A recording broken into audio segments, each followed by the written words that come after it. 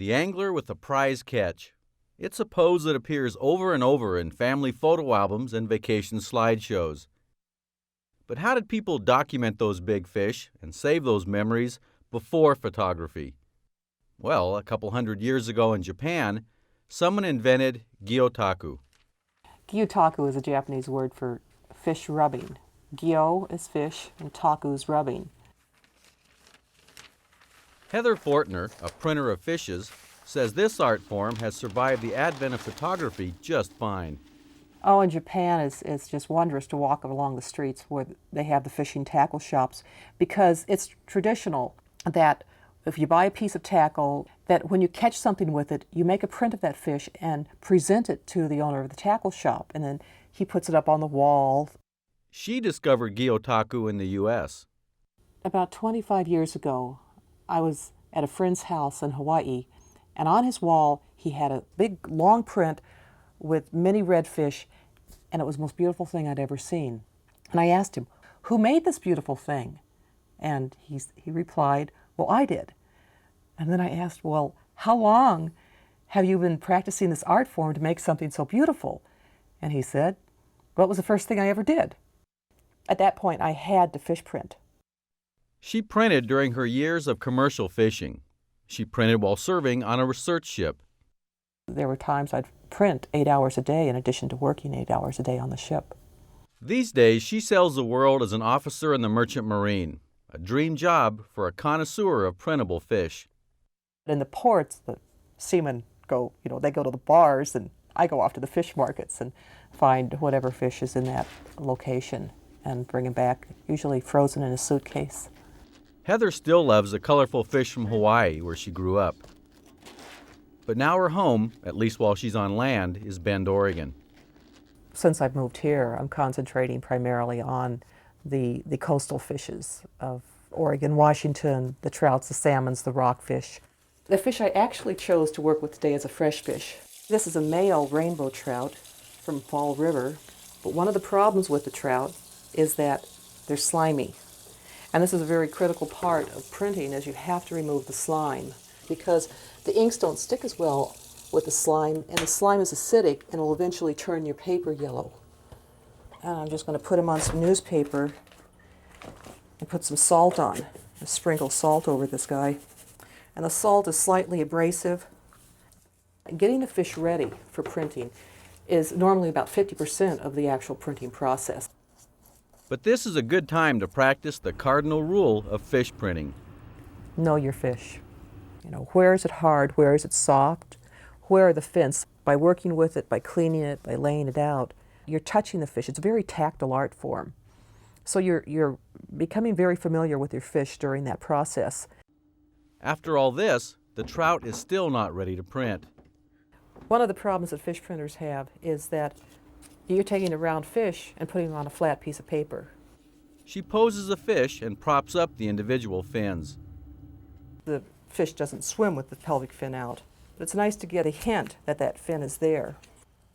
Next thing I'm going to be doing is applying the ink to the fish. Heather uses slow-drying oil-based inks to give her plenty of time for the details. Sometimes I try to get the natural color of the fish, but I'm being a little bit more colorful than he actually was. There's no law that says you can't paint him up magenta if you feel that way. So I think my fish is ready to print. I'm going to be printing him on a piece of rice paper because it's got long fibers and it's very flexible. Let the show begin. I'm going to lay it down, and maybe I'll mist it a little bit on here. This is where knowing your fish becomes so important.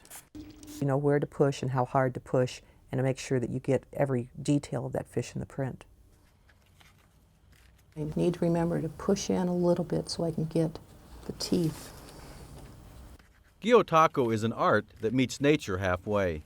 Nature has provided the template for us to use, and what we're doing is we're choosing the colors, the shading, the tone, the balance to create an image.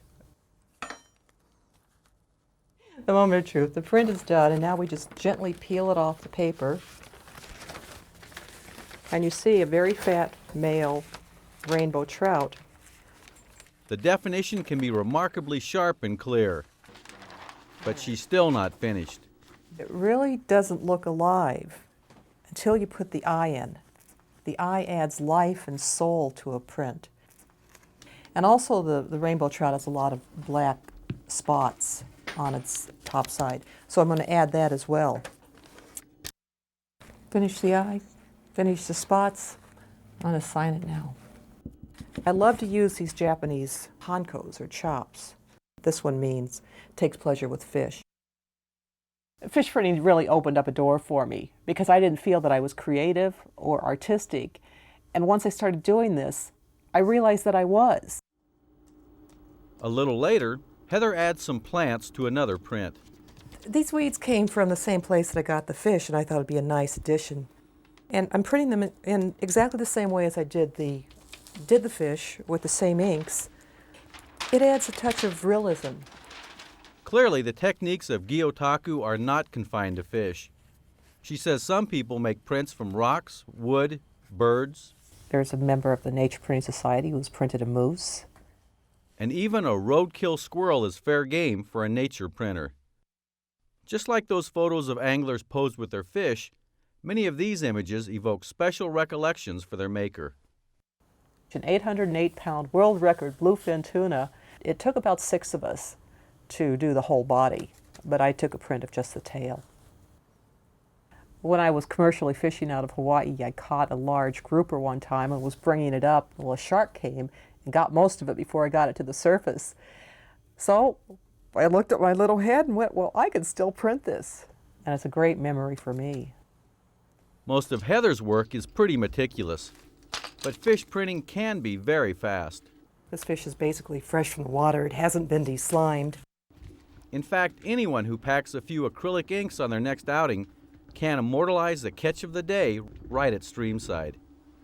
You can actually print the fish right in the field, freshly caught fish, and then fillet them out and eat them right afterwards. This method sacrifices a little quality and detail. You have to work fairly quickly and not in the full sun because this ink dries quite fast.